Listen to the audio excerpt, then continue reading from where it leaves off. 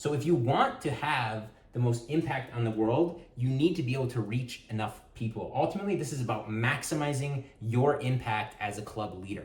It's not about fame, it's not about, clout because you get a lot of people coming to your meetings. It's about maximizing your impact. Starting a club is honestly a lot easier and a lot more fun than you might think at first. And in this video, I'm gonna give you some raw and unedited guidance on how to start a club for yourself based on my experience starting a club at my university. Take a look at this photo in the upper left-hand corner here. At this meeting, which was my first meeting ever, I had 40 people show up. Eventually, in some of the later meetings, we had nearly 90 people come to these meetings. So how do you do that? Well, that's exactly what I'm gonna talk about in this video. But first, if you're still wondering or whether or not you should start a club, I just wanted to say that starting a club was honestly the most rewarding experience of my educational career. Beyond the amazing people and community that I was able to be a part of, I got the opportunity to develop my leadership skills, got the opportunity to develop my communication skills, and I got the opportunity to have an impact on students' lives and kind of help them achieve their goals. And I felt motivated and purposeful to dedicating my time making the club better and developing the club. So just know that when you go ahead and start a club, it's going to be one of the most rewarding experiences of your educational journey. So with that, there's going to be a lot of words on these slides, but that's because I want you guys to kind of use this as a resource, and you can look back on it and make decisions from there, kind of scrub through it and see the resources and kind of look at it again. So this is what we're going to talk about in this video. Three main things. The first thing is club contents and goals, and let's jump right into that. Okay, so essentially what you want to start off doing is defining the goals and content of your club. What is the goal of your club? And it can really be anything. That's why it's up to you, and that's why we're starting with this. So number one could be, I want to create a community of people interested in the same thing as me. I want to also develop my communication skills, and I want to help and educate other students. And it's okay that, some of these things are for you. It's not like it needs to be a completely selfless act where you're not developing any skills or you're not gaining any leadership opportunities or something like that. It's kind of a give and a take. You are putting in a lot of effort into starting the club, so you as a result will maybe get the opportunity to help other students and will get the opportunity to develop your communication skills, for example. But ultimately, you need to think about why you are starting the club. So I wanted to start, these are kind of some of the goals that I had for my club. And it was mainly, I want to create a community of people interested in the same thing as me. And I wanted to give students a place where they could kind of come together. Students who were interested in what's called quantum computing, which was the topic of my club, could come together and support each other along their journey. There just wasn't something like that at my university at the time. But your club can be anything. It could be the knitting club, and you want to create a place where every Thursday evening people sit in a circle and knit together. It could be anything, literally anything. So just think about the goals of your club. Also think about if you want a high attendance or you want a small group, and that kind of will determine how exclusive you are, or the type of topics that you start talking about in your club. So that leads me to, who is your target audience? You need to understand kind of who you want joining your club, or who would the type of person be who would join your club. Is it somebody brand new to the subject? Is it somebody who has a lot of experience in the subject? And what field of study, because you're likely doing this at a university, what field of study will the participants likely be in? And so my opinion on this is to never be exclusive, always be open to pretty much anyone who wants to join and who's interested in learning, and start with a very low barrier of entry, and then modify the complexity according to the average participant in your club. And so we're going to talk a little bit more about understanding the people who are in your club later, but ultimately I would just be as inclusive as you possibly can, right? It's more fun, in my opinion, with more people, and it is basically giving people the opportunity to get involved in whatever topic. And there might be some things that are only suited towards people who are very advanced, and that's totally okay. But mainly in this video, I'm going to be talking about starting clubs that are open to most, if not everyone in the university, with kind of a basic level of understanding the topic. So one thing I want to point out here is, you don't necessarily have to make everyone happy, right? especially if it's a kind of an esoteric topic, like my club was about quantum computing, there's a lot of people who are interested in that, and I won't go into what quantum computing is in this video, but there's a lot of people who are interested in it, have maybe heard a little bit about it on the news, but don't really know anything about it. There's also the other end of the spectrum, people who are graduate students, people who are doing their PhDs in the topic, or people who have been studying this for years, and they know a lot about it. And what I'm going to say to you is that you don't have to make every single person happy. I would just pick one type of person, whether it's new, whether it's experienced people, and dedicate your efforts towards them. And we'll talk a little bit more about how you can, cater towards both a little bit, but you don't have to make everyone happy. And that was something that I had to intentionally make the decision when I was working on my club, was, do I want to have content for people who are experienced? And ultimately I decided no, it would be better for my goals and the goals of my club and my own personal goals to be catering the club towards new people. Ultimately, I wanted to give people a platform and a place to support each other along their journeys, because when I was up and coming as a freshman and a sophomore and I was interested in quantum computing, there was nothing. There was nowhere I could go. There was nobody I could talk to, right? And so that's kind of, I wanted to give my younger self, so to speak, a forum, right, to get people around them so they can support each other in the field that they're trying to learn. So just keep that in mind. You don't have to make everyone happy. So I would start by picking one and then see where the club takes you. Now, here's the next very important part of this goal section is, what is the goal of your audience? What does your audience want to get out of it? Do they want to learn introductory topics? Do they want to learn advanced topics? Do they want to learn how this topic applies to their field of study? Do they want to learn how to build a career in the field, right? People are students, and generally they want to get jobs after they're students. So if you're doing some sort of technical club like I did, for example, people are probably going to want to learn how they can build a career in their field. And if the participating in the club is going to help them do that by maybe getting some things on the resume and whatnot. Or, like I said before, this could be, none of this could be relevant. You could just be starting a knitting club, and the goal of your audience is they want to come and they want to relax and knit a sweater or something like that. That's totally fine. This can be as complicated or as simple as you want to make it, depending on your topic and depending on your interest level. But ultimately, the main point is you need to know your audience. And we're going to talk about that in section 3 some more.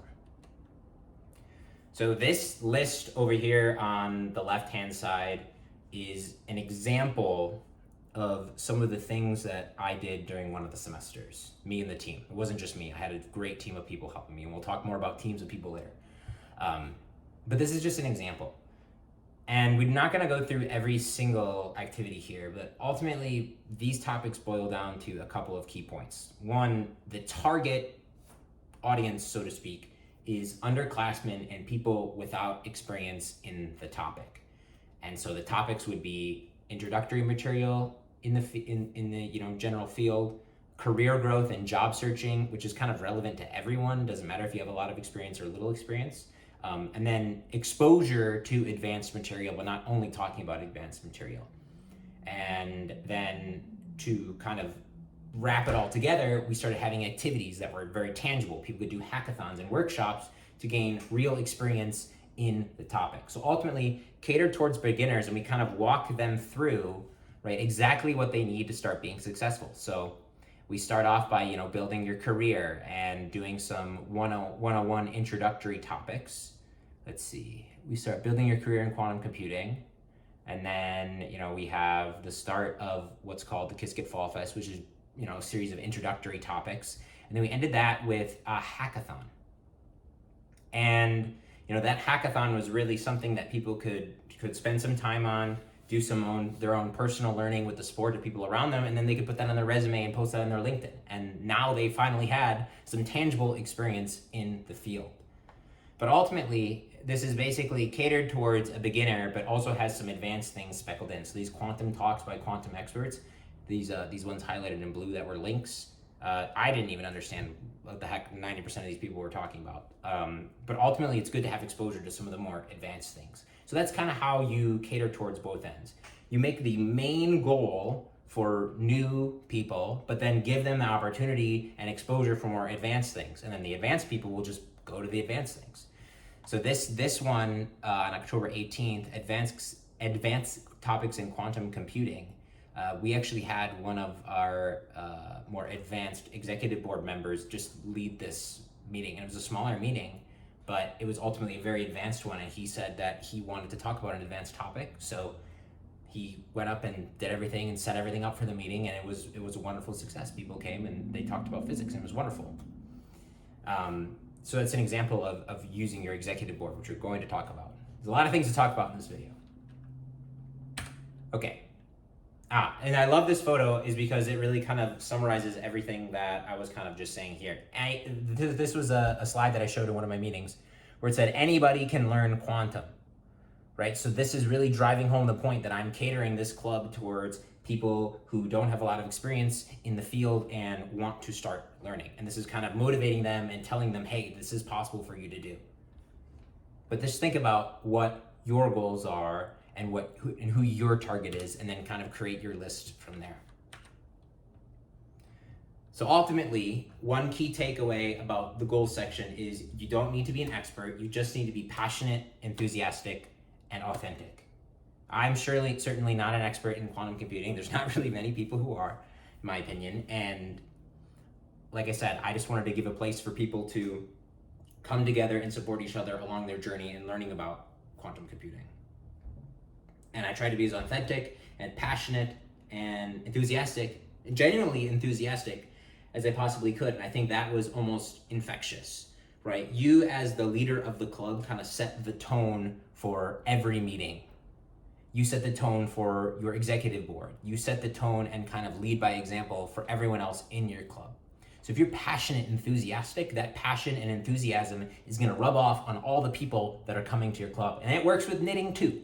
It can be with knitting. If you love knitting and you come like, hey guys, I'm so excited to knit today. Seriously, like I am just so excited to knit. I'm gonna knit this sweater. It's gonna be the warmest sweater ever, right? Something like that, right?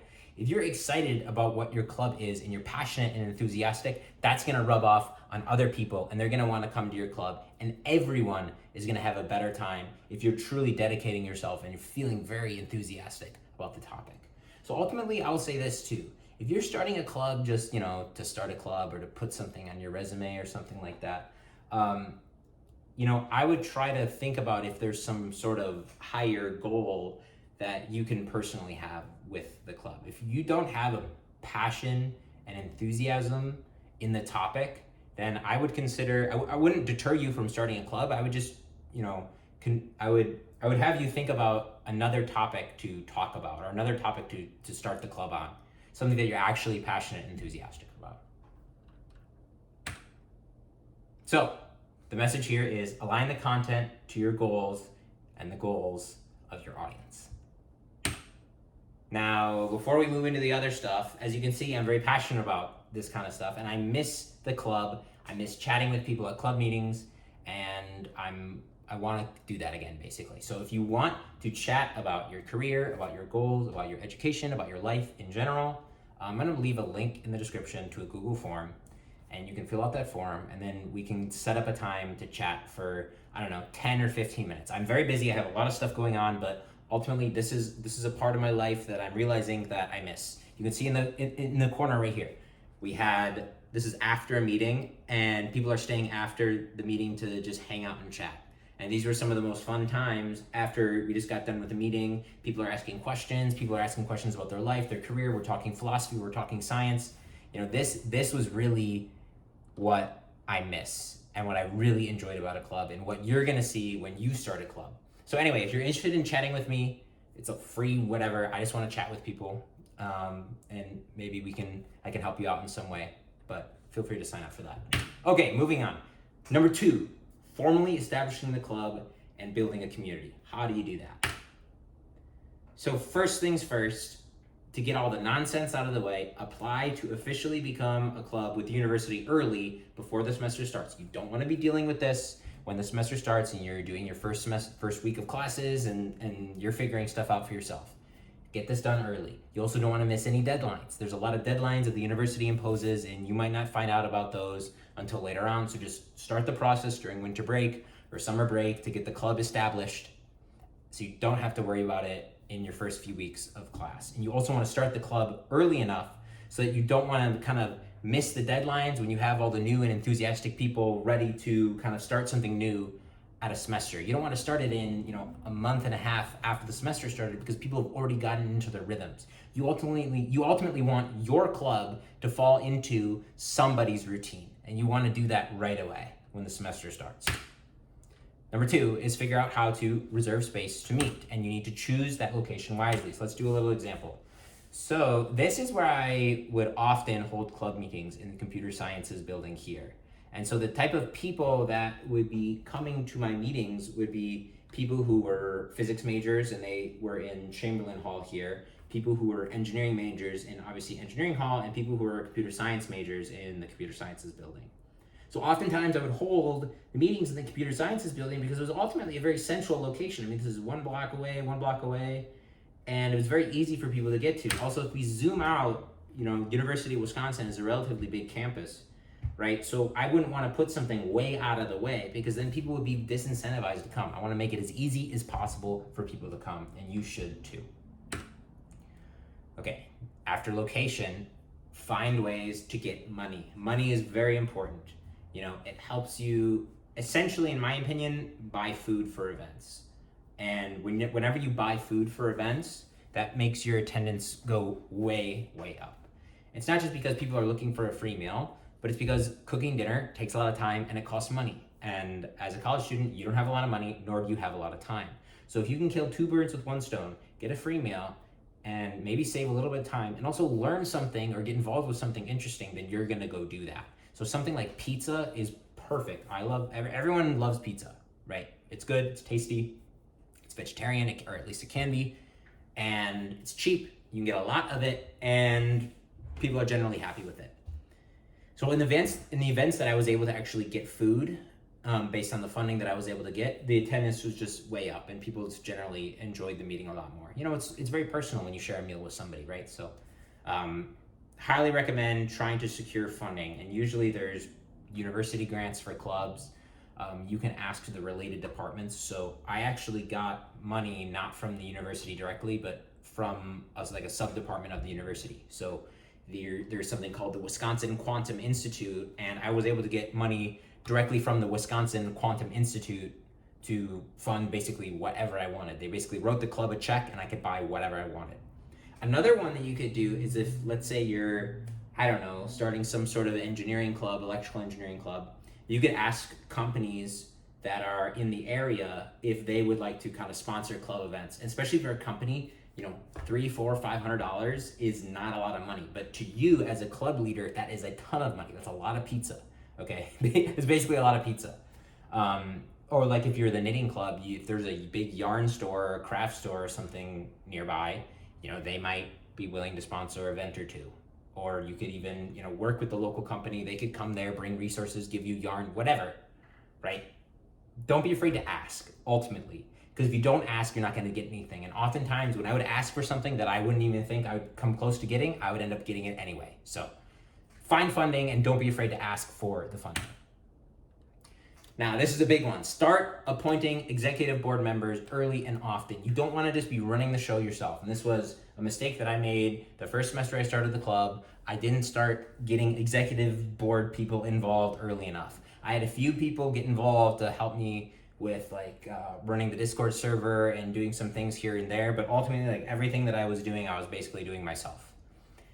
And that was a mistake. You ultimately can make the club way, way better once you start appointing or electing executive board members. Essentially, and these executive board members are going to be your core team of people who also have a burning passion for the topic just like you. So it's going to ultimately make everything more fun, the more executive board members that you have. You want to give the executive board members freedom to essentially do whatever they want and get involved as much as they want. Don't be somebody who's hogging power and, trying to railroad the direction of the club. Make it easy for people to become executive board members. Encourage people to become executive board members. Tell them about the benefits of being an executive board leader, and then give them the freedom to expand and develop the club and make it better. Then with that, to kind of build the community asynchronously, start a Discord community. Discord is a wonderful place. A lot of people already have a Discord account, and you also have to remember that students aren't making their extracurriculars a priority, so they might be missing some of the meetings. And it's important for them to be able to stay up to date with what's going on in the club via some easy way that they can just check on their phone, like via Discord. So it's okay if people aren't constantly texting in the Discord. It's not like some super vibrant online community, because like I said, it's people aren't really dedicating themselves to their extracurriculars. They're extracurriculars for a reason, right? They're focused on classes and research and all that other stuff that students are doing. So giving people a low stakes way to engage with the club, where you can communicate with them, give them updates, tell them what's going on, is a wonderful way. And then sometimes you'll have some cool discussion. But ultimately, you just want to have a place where people can come together, ask questions, find information, and once in a while you'll get a wonderful conversation to happen about the topic. All right, now we're on the most important part, number 3, marketing your club. This is the most important part, and congratulate yourself if you've made it this far, because I know this is just a long and unedited video with words on some slides, but I guarantee you that if you follow this advice, you're gonna start getting a lot more people coming to your club. Okay, to market your club, you wanna start an email list. This is the first thing you wanna do, start an email list. Figure out how to do that. There's bound to be a way at your university to start an email list. And then after you've started the email list and figured out how to do that, create an interest form to gather emails and demographic information. Actually, you don't even need to have the email list first before you create the interest form. Create the interest form first. You can gather the emails there, and then you can import them into the email list. So this is essentially an example of what I did for my interest form. This is a way of gathering emails. The only required question I had on this form, there's a lot of other questions just to kind of like see what people are interested in. But the only required question was their email address, because that is the most important part. You need to get people's emails because that's how you get people to show up. And the way that you do that is by sending them engaging emails with what you're doing, right? Students need to be reminded. They forget, they have a lot going on. And if you can just send them a message about, the email at the start, or a message about the meeting at the start of the week, what we're doing, then they're gonna start putting it in their minds. They're gonna put it on their calendars, and then you can send another email the day of. Hey, everyone! Reminder that on Thursday, October 19th, from 7 to 8 p.m., we're having a meeting about quantum software and Qiskit 101.